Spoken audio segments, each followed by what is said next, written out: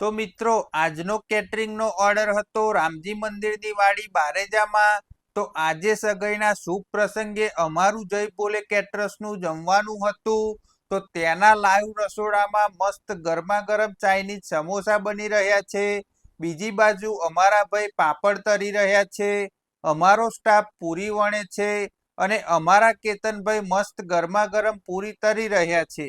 તો આજના મેનુમાં છે અંગૂરી બાસુદી, ફાળા લાપસી, પૂરી, પનીર કાજુ મસાલા, મિક્સ સબ્જી, ચાઇનીઝ સમોસા, ચટણી, પાપડ, રાઈસ અને ગુજરાતી દાળ.